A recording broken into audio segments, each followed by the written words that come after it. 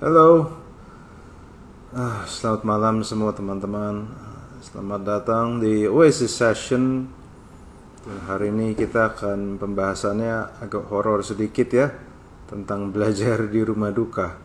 Agak horor memang, but I hope ini bisa menjadi sesuatu yang menginspirasi teman-teman untuk tidak menyia-nyiakan hidupmu.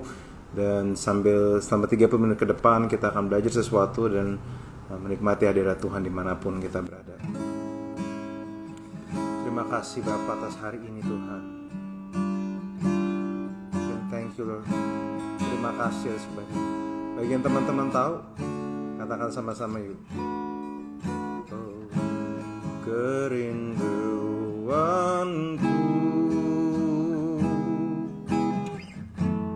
datang padamu, Allah mulia, mawar Syaron, ku cinta.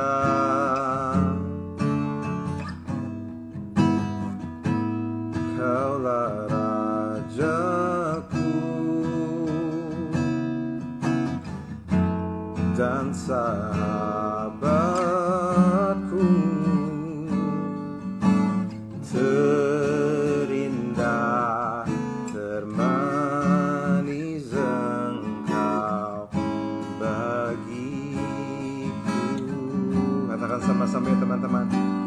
Oh, ku sembah Kau dalam roh dan kebenaran. Oh, ku sembah Kau dalam roh dan kebenaran. Tak seorang pun jua seperti Kau, Yesus. Katakan sama-sama yuk teman-teman yuk. Kerinduan kami, kerinduanku, oh, datang padamu, Allah mulia, mawar Syaron, ku cinta. Katakan sama-sama, Kaulah rajaku dan sahabatku, oh Jesus, terindah, termanis Engkau bagiku. Oh, ku sembah Kau dalam roh dan kebenaran. Thank you Lord. Ku sembah Kau dalam roh dan kebenaran. Tak seorang pun jua seperti Kau, Yesus. Yang teman-teman yang tahu, katakan sama-sama, Kaulah rajaku, Kaulah rajaku, oh, dan sahabatku, oh Jesus, terindah, termanis Engkau bagiku. Thank you Lord. Ku sembah Kau dalam roh dan kebenaran. Ku sembah Kau dalam roh dan kebenaran.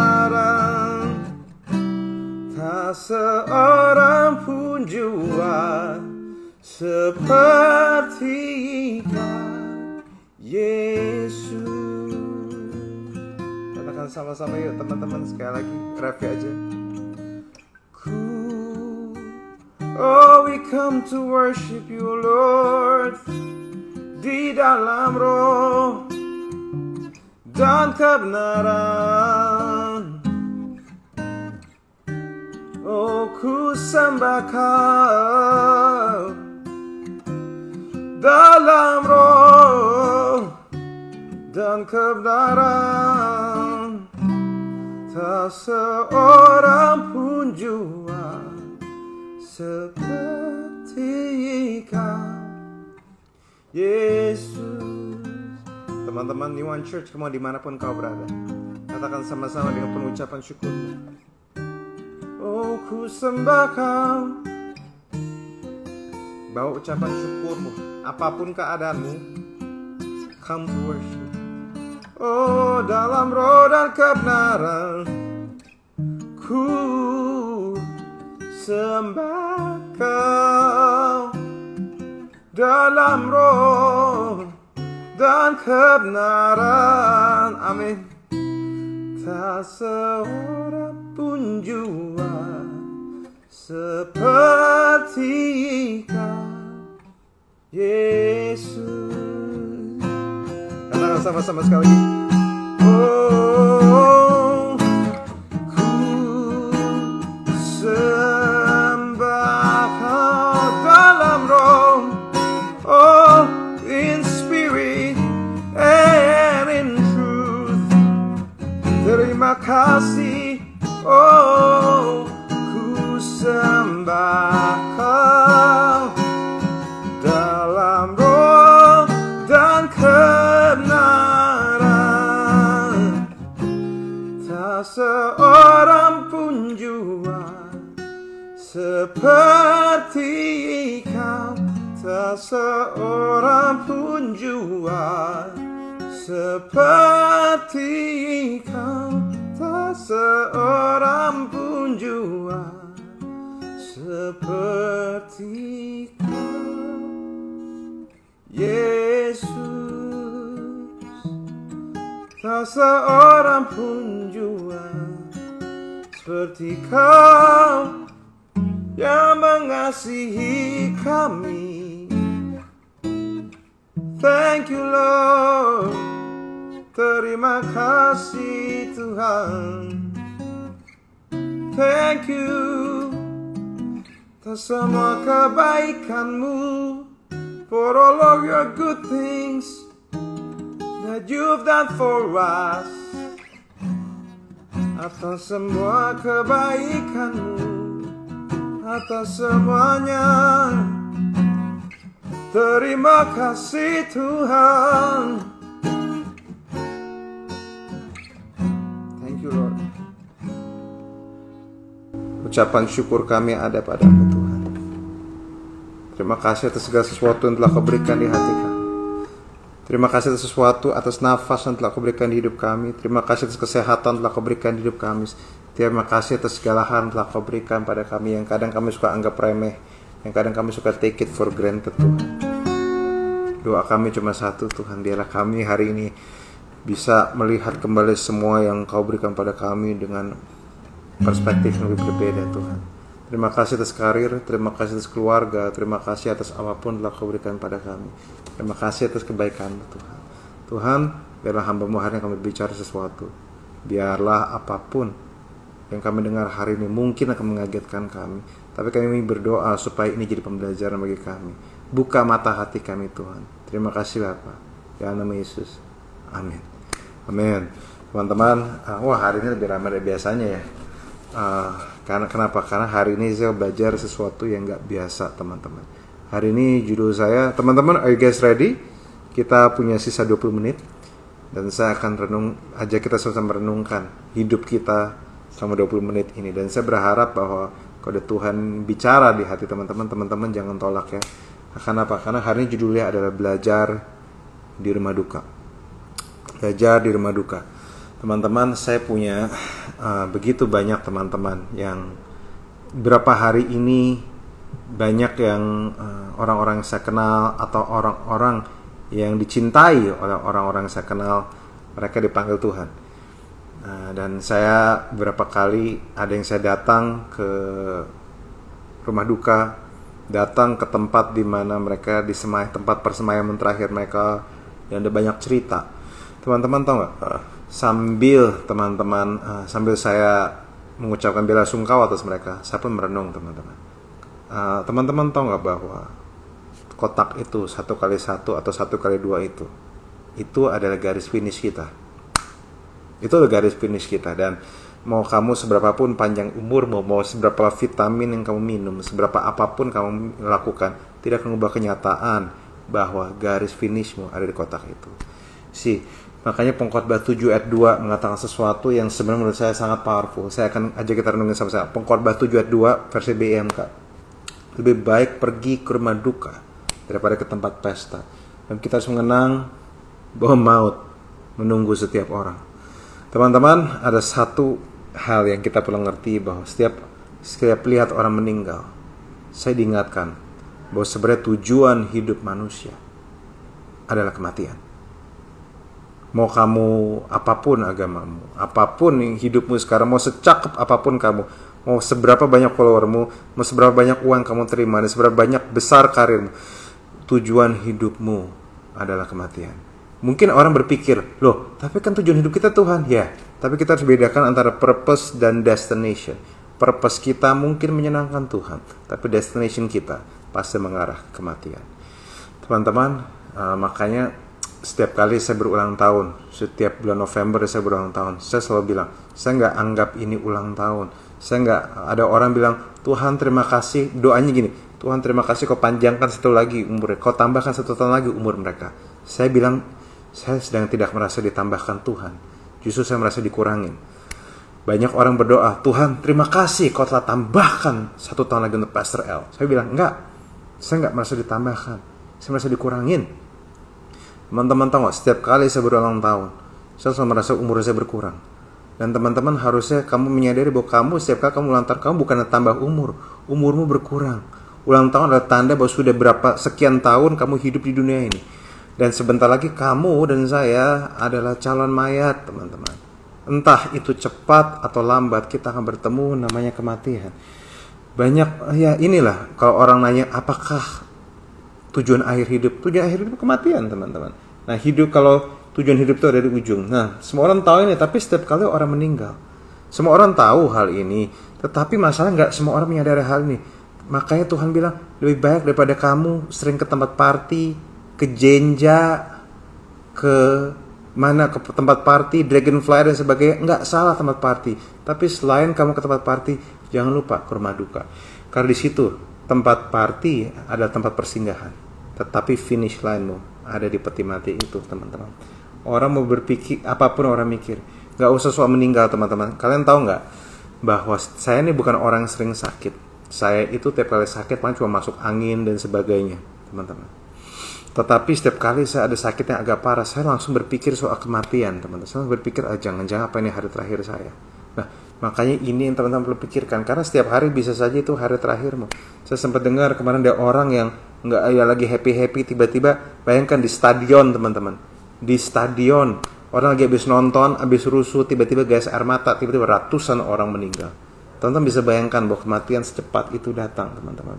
Setiap kali saya lihat expiry date di minuman saya, membuat saya lebih bisa menghargai minuman itu dengan baik. Dan kita juga perlu mengerti, mengenal expiry date kita akan membuat kita lebih bisa menghargai kehidupan dengan baik. Makanya teman-teman harus tahu expiry date. Kamu harus tahu. Jadi kenapa? Karena jadi konsepnya adalah bukan cuma isunya, bukan soal kemana kita akan melangkah, karena kita pasien ke kematian, tapi apa yang kita lakukan sebelum kita sampai situ. Hidup macam apa yang sudah kita lakukan sebelum kita sampai ke kematian. Hidup macam apa yang sudah kita bangun. Teman-teman, kalau misalnya saya ajak teman-teman saya ini tutup mata. Coba, saya nggak tahu teman-teman kalau mau ketik juga boleh. Kalau misalnya hari ini teman-teman tutup mata ya. Kalau misalnya kamu besok atau ntar malam, kamu tahu kamu akan meninggal, kamu tutup mata dan kamu mikir, kamu nyesel nggak? Kamu nyesel nggak? Kalau misalnya kamu saat ini kamu tutup matamu dan kamu merasa Tuhan saya menyesali karena masih ada, sebenarnya masih banyak yang saya harus lakukan, maka harusnya kamu itu buka matamu dan kamu bangun hidupmu kembali. Tapi kalau misalnya kamu pas tutup mata bilang, Tuhan udahlah hidup Kristus mati, untung saya nggak menyesali hidup saya, mungkin silahkan kamu mati dengan sukses karena berarti kamu memenuhi tujuan hidupmu. Saya jujur kalau misalnya saya tutup mata hari ini dan saya dipanggil Tuhan, saya tidak merasa ada penyesalan, tetapi nggak ngubah kenyataan bahwa dulu saya pada waktu saya tutup mata, saya harus merasakan ada penyesalan. Saya takut bahwa hidup saya belum sesuai dengan rencana Tuhan. Saya takut bahwa hidup saya itu masih sia-sia. Nah, makanya teman-teman, sekarang rumah duka harusnya bikin kamu melek dan kamu berpikir, saya ini hidupnya ini berguna apa sia-sia? Itu yang teman-teman perlu mikir. Jadi yang paling penting bukanlah kapan kita mati, tapi apa yang kita lakukan sebelum kita mati. Halo, saya ulang sekali lagi ya. Para calon mayat, masih kedengeran suara saya? Calon jenazah masih dengar kan? Isunya bukan soal kapan kita mati, tapi apa yang kita lakukan sebelum kita mati. Itu yang teman-teman perlu mengerti. Kadang kita perlu merenungkan, besok kalau besok saya mati, saya rest in peace atau rest in pain ya. Nah, kalau ada di antara teman-teman ada yang versi lelah hidup, ya berarti tujuanmu belum selesai. Karena kamu baru cuma lelah hidup doang. Berarti hidupmu belum maksimal. Nah, jadi maka teman-teman harus lihat itu. Makanya pertanyaan saya cuma satu. Sudahkah kamu hidup untuk Tuhan hari ini? Sudahkah kamu melayani Tuhan seserius mungkin? Sudahkah kamu punya hidup yang baik, yang bisa kamu banggakan di hadapan Tuhan? Sudahkah kamu punya hidup yang baik, bisa dibanggakan oleh orang-orang yang lebih, yang junior kamu? Sudahkah kamu bangun kehidupanmu yang sesuai dengan kehendak Tuhan? Sudahkah kita mengasihi yang kita perlu kasihi sebisa mungkin? Bekerja asal untuk Tuhan dan bukan untuk manusia. Bersukacita dan bodoh amat dengan komentar orang. Halo? Sudahkah kita hidup bersukacita di dalam Tuhan dan bodoh amat dengan komentar orang-orang yang gak peduli sama kita, yang gak kenal kita? Kenapa? Dan sudahkah kita mikirin, sudahkah kita mengampuni? Kenapa? Karena hidup terlalu pendek untuk luka batin, hidup terlalu pendek untuk kebencian, hidup terlalu pendek untuk sakit hati, hidup terlalu pendek untuk minder. Jangan-jangan teman-teman, kadang mungkin kamu harus di tengah kematian dulu, napasmu pendek, baru kamu sadar. Di sini saya ngeliat ada orang-orang bisa aja gak menghargai hidup ya. Tapi tadi saya sempat ngecek teman saya yang dulu dia sempat pas COVID napasnya tinggal setengah-setengah. Hari ini dia jadi pribadi yang jauh lebih menghargai hidup. Saya cuma kasih tahu bagi teman-teman, you don't know death. You don't know death. Sekarang kamu bilang, iya saya siap mati. Begitu kamu udah megap-megap, kita lihat aja. Beberapa orang tidak mengetahui betapa deg-degan kematian sampai dia ngalamin, sampai dia di depan kematian. Dan akhirnya beberapa orang yang saya kenalin bilang, waduh gue gak pengen mati. Begitu dari posisi itu dia bilang, gue gak pengen mati, gue mau hidup. Itu ya teman-teman. Hidup yang panjang. Kenapa? Karena menyakitkan. Saya tahu ada orang-orang hidupnya panjang tapi menyakitkan sekali hidupnya. Udah 104 tahun, 105 tahun. Saya ada satu keluarga yang hidupnya udah lebih dari 100 tahun. Diranjang gak bisa ngapa-ngapain. Gak enak juga. Tapi saya mau kasih tahu teman-teman, hidup yang pendek bisa berguna kalau kamu berikan pada Tuhan dan punya hidup yang berdedikasi untuk memberi. Halo teman-teman, coba dipikirkan baik-baik. John Maxwell pernah bilang bahwa ada orang yang kaya tapi gak bahagia. Ada orang yang tidak kaya tapi bahagia karena dia suka memberi. Tidak selalu uang, tapi pelayanan, senyuman, share pengetahuan, membagi yang ia miliki. Hidup bukan untuk dirinya sendiri. Ternyata itu jauh lebih berguna. Ternyata itu jauh lebih membahagiakan bagi banyak orang. Dan ternyata itu jauh lebih menyukakan Tuhan dibanding hidup untuk dirimu sendiri. Tentu bukan berarti hidupmu tuh harus kamu mikir doa, nggak boleh kamu pikirin, enggak. Cuma kamu juga harus mikirin yang lain. Makanya hari ini saya ajak teman-teman semua yang nonton, next time kalau ada kematian saya ajak kalian semua, biar kalian merenung kehidupan itu seperti apa. Bahwa kamu mengerti bahwa kehidupan itu pendek, bahwa tidak salah jika memang gaya hidup berkontribusi dan gaya hidup memberi harusnya menjadi gaya hidup yang kita miliki, teman-teman. Gaya hidup yang nggak menyanyiakan hidup, itu adalah gaya hidup yang seru, asik dan fun, teman-teman. Dan ingat, teman-teman, nggak ada pemain bola yang mau jadi cadangan. Mereka semua mau berkontribusi. Nah, gini teman-teman, the more we understand death, the more we will appreciate God's given life. Saya ulang sekali lagi. The more we understand death, the more we will appreciate God's given life. Semakin kita mengerti tentang kematian, semakin kita akan menghargai hidup pemberian Tuhan.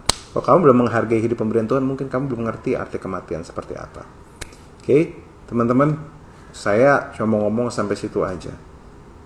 Silahkan jalani hidup yang kamu mau, tetapi kamu perlu ingat, death akan datang. Mungkin kamu masuk surga, mungkin kamu terima Yesus, kamu akan masuk surga. Tapi pertanyaannya, sudahkah kamu bangun surga di hidupmu sekarang? Sudahkah kamu lakukan yang terbaik di hidupmu sekarang? Sudahkah kamu udah beri yang terbaik kamu bisa di hidupmu sekarang? Kalau misalnya kamu mati, kamu nyesel apa enggak gitu maksudnya.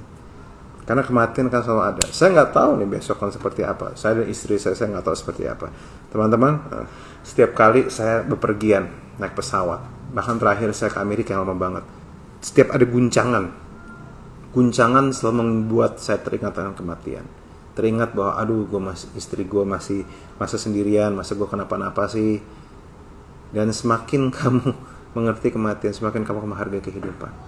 So saya berharap teman-teman bisa membuka pikiranmu dan mengerti arti kematian, sehingga kamu bisa lebih baik lagi di dalam hidupmu. Sering-sering ke rumah duka, sering-sering lihat kematian. Biarlah kehidupanmu berharga. Biarlah kamu punya kehidupan lebih baik. Pada saat kamu, karena gini, orang-orang yang menyanyiakan hidupnya adalah orang yang merasa bahwa dia live forever. Orang-orang yang saya menemukan bahwa orang-orang yang menyanyiakan kehidupannya ada orang-orang berpikir bahwa hidupnya tidak akan selesai. Ya, dan itu masuk akal. Kenapa? Karena kalau orang nggak tahu dia mau ngarah kemana, dia akan sia-siakan bensin di mobilnya untuk cari-cari, untuk muter-muter. Ya kan? Kalau kamu nggak tahu, kamu pergi sama pacarmu, kamu nggak tahu mau ngarah kemana, maka kamu akan sia-siakan bensinmu untuk tanya pacarmu, enakan kemana ya? Enakan kemana ya? Kamu muter aja, kamu akan sia-siakan bensinmu. Tapi kalau kamu tahu kamu mau ngarah kemana, kamu akan bisa cari jalan terbaik untuk kamu bisa pergi dengan waktu yang paling cepat dan sesingkat-singkatnya. Itulah contoh orang mengerti tujuan hidupnya. Maka saya berharap teman-teman mengerti kamu mau ngarah kemana, sehingga kamu tidak menyanyiakan hidupmu.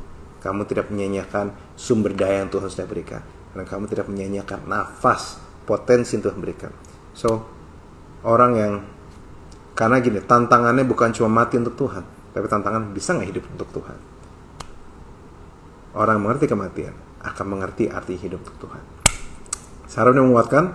Terima kasih, dan renungkan ini baik-baik. Jangan menyerah sama kehidupan. Saya mau berdoa buat teman-teman.